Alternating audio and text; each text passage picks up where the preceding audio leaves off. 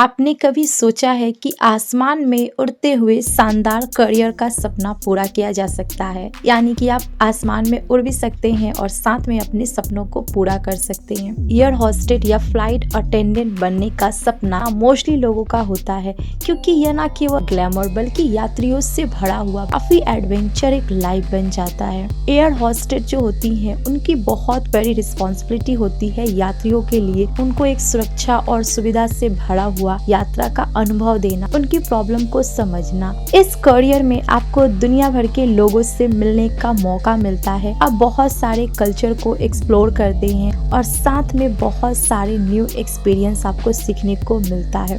इसमें एक big responsibility होती है और इसके लिए बहुत सारी चीजें आपको सीखनी पड़ती है। तो आज की वीडियो में हम ये जानेंगे कि कैसे एयर होस्टेस बना जाता है, उसका क्या प्रोसेस होता है, क्या आपको क्राइटेरिया फुलफिल करना पड़ता है, और भी बहुत सारी चीजें हम जानेंगे। तो फर्स्ट हम ये कवर करते हैं कि एयर होस्टेस जो बनती हैं, क्या एलिजिबिलिटी और इसका जो सिलेक्शन प्रोसेस होता है वो क्या होता है। तो बेसिकली एयर होस्टेस बनने के लिए कुछ विशेष योग्यता और गुणों का होना बहुत ज़्यादा इम्पोर्टेंट होता है, तभी जाके उनका सिलेक्शन होता है।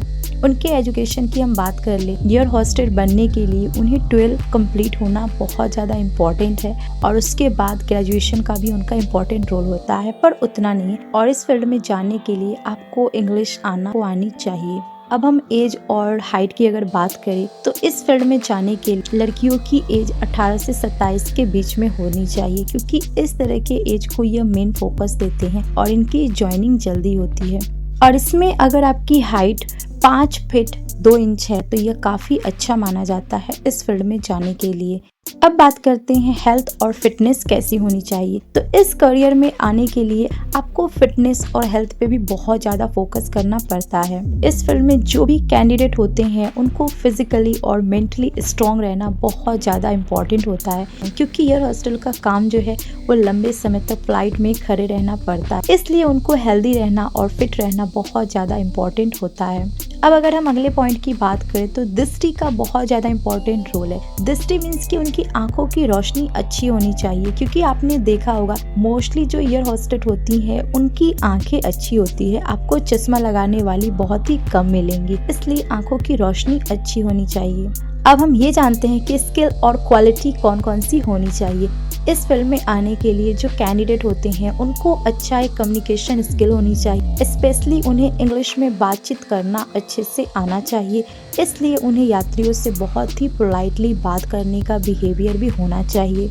अगली जो क्वालिटी होनी चाहिए वो है प्रॉब्लम सॉल्विंग। जो भी एयर होस्टेस होती हैं वो हर परिस्थिति को बहुत ही इजीली और धैर्य के साथ सॉल्व करती हैं, वो बहुत जल्दी नहीं घबराती हैं, वो चीज़ों को अच्छे से हैंडल करने की भी उनके अंदर क्वालिटी होनी चाहिए। अब बात करते हैं पर्सनैलिटी कैसी होनी चाहिए। तो इस फिल्म में जो भी लड़की आपको देखने को मिलती है उनकी लुक काफ़ी अच्छी होती है, वो स्मार्ट होती हैं, उनका ड्रेसिंग सेंस जो हो गया या जो भी उनका बिहेवियर है उसमें भी बहुत ज़्यादा फर्क होता है। तो इस सब चीज़ों का भी ध्यान रखना पड़ता है और इन सभी चीज़ों की ट्रेनिंग दी जाती है। तो ये कोई बड़ी डील नहीं है, इसको आप इम्प्रूव कर सकते हैं, अपनी पर्सनैलिटी को आप अच्छा बना सकती हैं। तो इन सभी चीज़ों का इसमें ध्यान रखा जाता है। अब देखिए, फील्ड कोई भी हो वहाँ पर हमें कॉन्फिडेंट होना और साथ में सेल्फ डाउट नहीं होना, ये बहुत ज़्यादा इंपॉर्टेंट होता है, क्योंकि आप कोई भी फील्ड में जाए अगर आपके अंदर आत्मविश्वास है तो आप किसी भी चीज़ को आसानी से कर सकते हैं। अब आते हैं हम अगले पॉइंट में, जो कि है इसका सिलेक्शन का प्रोसेस क्या होता है। तो फर्स्ट इसमें क्वालिफिकेशन फॉर्म और रिज्यूम किया जाता है, यानी कि सबसे पहले जो कैंडिडेट होते हैं उन्हें एयरलाइंस की वेबसाइट पर जाकर आवेदन करना होता है।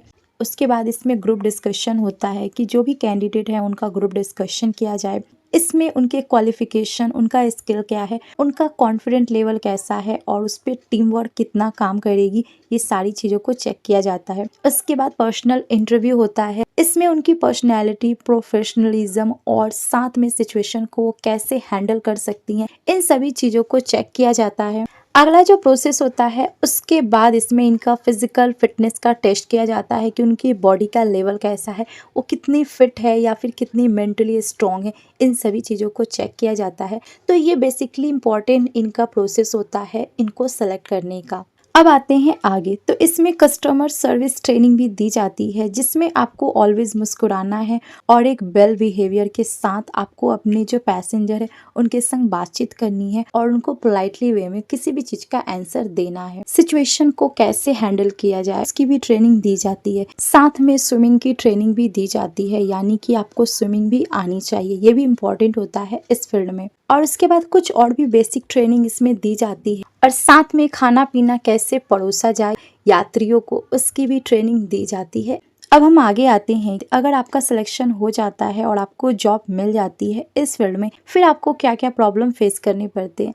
क्योंकि फील्ड कोई भी हो, अगर हम सेलेक्ट होते हैं और हम अच्छे से काम करते हैं फिर भी हमें प्रॉब्लम तो फेस करनी पड़ती है। तो इस फील्ड में भी सेम वही चीज़ें होती है। तो सबसे पहले जो एयर होस्टेस बनती हैं, एडवेंचर लाइफ उनका होता है, जैसे कि अलग अलग देशों में घूमना, फ्लाइट से ट्रैवलिंग करना, अलग अलग लोगों से मिलना, ये सब तो चीज़ें होती है और साथ में उन्हें कुछ प्रॉब्लम भी फेस करना पड़ता है जो कि हम अभी डिस्कस करेंगे। तो सबसे पहला जो उनको प्रॉब्लम फेस करना पड़ता है वो है रेगुलर शेड्यूल, यानी कि इनकी शेड्यूल का कोई टाइम टेबल मोस्टली नहीं होता है। जो भी एयर होस्टेस होती हैं उनका शेड्यूल हमेशा बदलता रहता है। लंबी उड़ान और समय बदलने का प्रभाव भी उनकी लाइफ पे पड़ता है और कई रात भर उन्हें काम करना पड़ता है जिससे उनकी नींद और स्वास्थ्य पे असर पड़ता है। अगला जो उन्हें प्रॉब्लम फेस करना पड़ता है वो है फिजिकल स्ट्रेस। लंबे समय तक खड़ा रहना, भारी सामान उठाना और छोटे स्थान पे काम करना, इससे उनको शारीरिक पेन भी हो जाता है।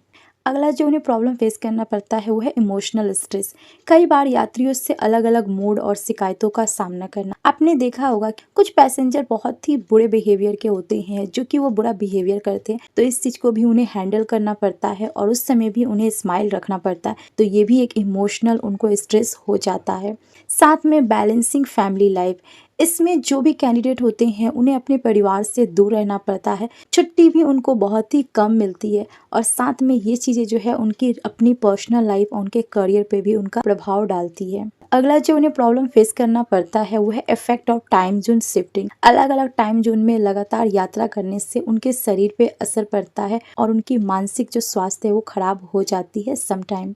अब मोटा मोटा ये करियर तो अच्छा है और इसमें चुनौती भी है, काफ़ी अच्छा मज़ेदार एक लाइफ है। तो कंक्लूजन की अगर हम बात करें तो एयर हॉस्टल का करियर चुनौती से तो भरा है, लेकिन अगर आप चुनौतियों का सामना करने और खुद को हमेशा ऊर्जा से भरने में सक्षम हैं तो ये आपके लिए एक बहुत ही बेस्ट करियर है। आप इसमें जा सकते हैं और इसमें आप अपना ग्रोथ कर सकते हैं, आप पूरी दुनिया घूम सकते हैं और अपनी लाइफ को एंजॉय भी कर सकते हैं अगर आप प्रॉब्लम को अच्छे से सॉल्व करते हैं, चीज़ों को अच्छे से हैंडल करते हैं।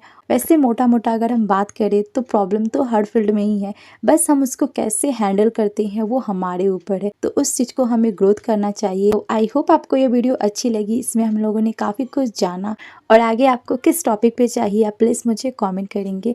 और वीडियो देखने के लिए थैंक यू सो मच।